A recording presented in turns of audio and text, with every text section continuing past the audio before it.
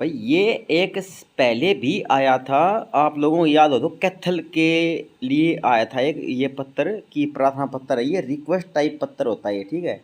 तो अब की बार आ गया है जींद के लिए।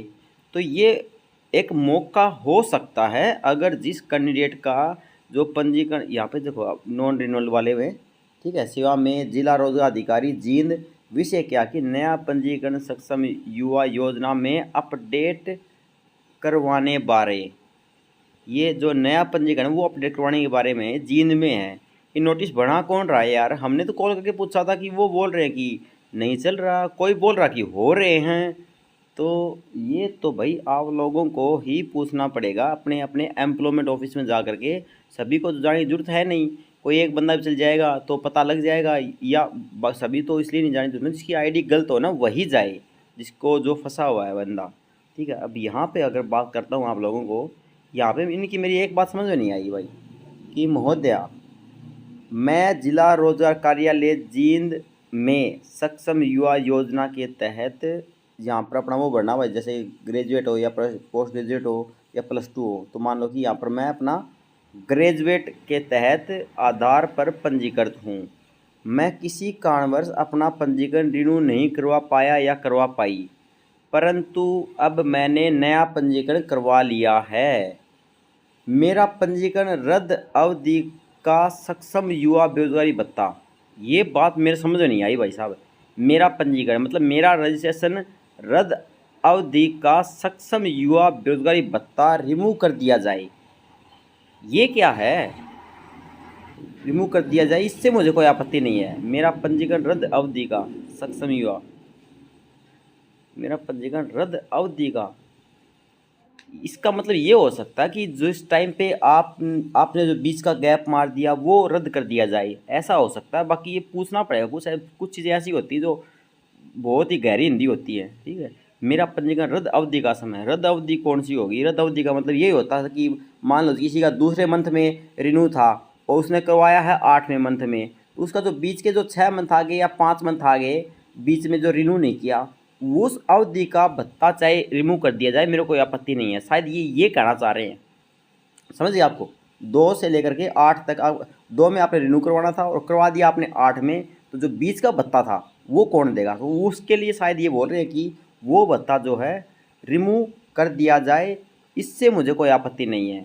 महोदय, मैं बेरोजगार हूँ और सक्षम युवा योजना की पात्रता की सभी शर्तें पूरी करता हूँ या करती हूँ, अतः आपसे निवेदन है कि मेरा पंजीकरण मतलब मेरा रजिस्ट्रेशन सक्षम युवा योजना में अपडेट करने का कष्ट करें।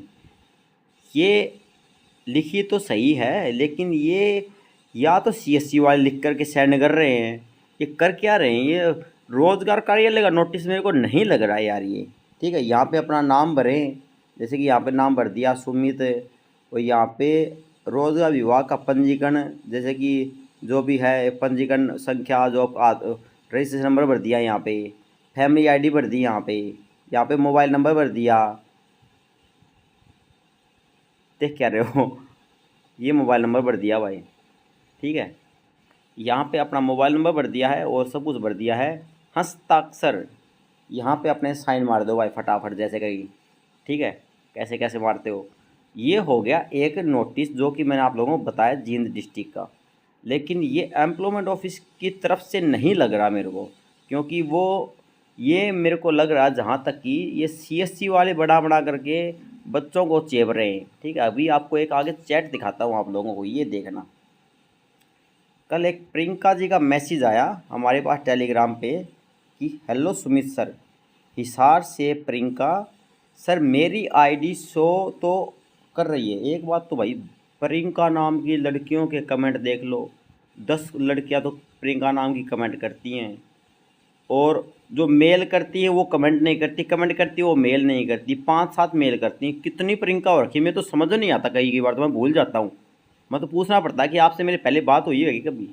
तो हिसार से प्रियंका सर, मेरी ID शो तो कर रही है, your registration is not live, ठीक है। ये your registration number is not live आ रहा है, ठीक है। मेरा रजिस्ट्रेशन अक्टूबर 2022 में ख़त्म हुआ था और मैंने फरवरी 2023 में रिन्यू करवा लिया था और उसी मंथ में वेरीफाई भी हो गया, बट कल मेरा भत्ता अपलोड हो गया।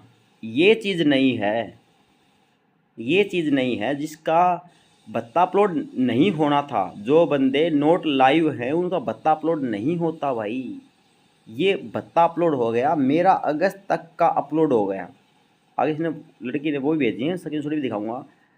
बट आईडी ओपन करते ही वही मैसेज आ रहा कि your registration is not live, लेकिन पैसे अपलोड हो गए हैं, प्लीज़ बताओ पैसे आएंगे या नहीं आएंगे। अरे भाई फिर मैंने बता दिया, देखो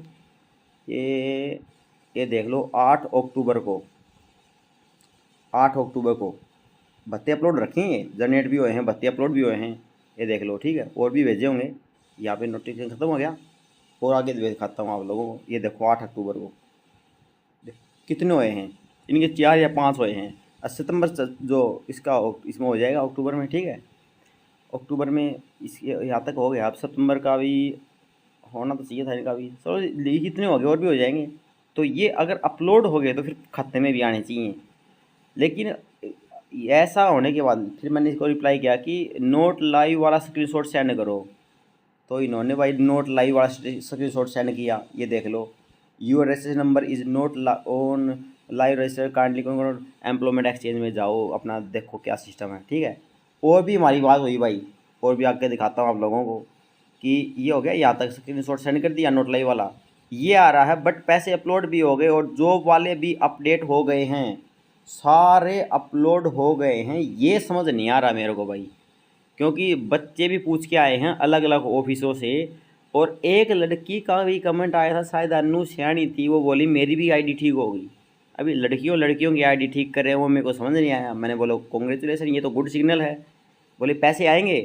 तो भाई जब तक अभी तक तो ऐसा लग रहा कि जिस हिसाब से अभी तक तो ऐसा लग रहा कि अपलोड हो रही उस हिसाब तो आने चाहिए। तो सर मोस्टली सबका हुआ, इस वालों का मैंने सदन का एक साथ, वो तो बहुत अच्छी बात है, कोई दिक्कत नहीं है, अच्छी बात है। चलो आपका भत्ता अपलोड हो गया, और क्या चाहिए। तो भाई ये चीज़ है, एक बार जब भी अपना अपना चेक ज़रूर करियो। अभी तक सिर्फ लाइव वाला कॉलम आ रहा है, अलाउंस रिमूव नहीं आया है बहुत सारे बच्चों के। जिसका नोट लाइव हो और उसका भत्ता अपलोड होए, वो कैंडिडेट हमारे पास एक बार मेल ज़रूर करे, ताकि बच्चों का जो डाउट है और मेरा भी जो डाउट है वो क्लियर होए। क्योंकि एम्प्लॉयमेंट ऑफिस वालों मैंने 2-3 से पूछा था भाई, ठीक है, उन्होंने साफ मना कर दिया कि जिसके ये नोटिस आया हुआ है उसका भत्ता नहीं आएगा। लेकिन अपलोड हो गया, ये भी छोटी मोटी बात नहीं है, अपलोड होने के बाद आना चाहिए।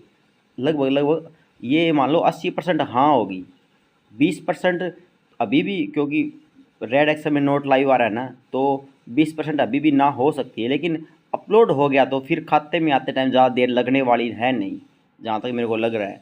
बाकी टाइम बताएगा भाई, कि एम्प्लॉयमेंट ऑफिस वाले तो मना कर रहे हैं कि नोट लाइव वाले का भत्ता नहीं आएगा।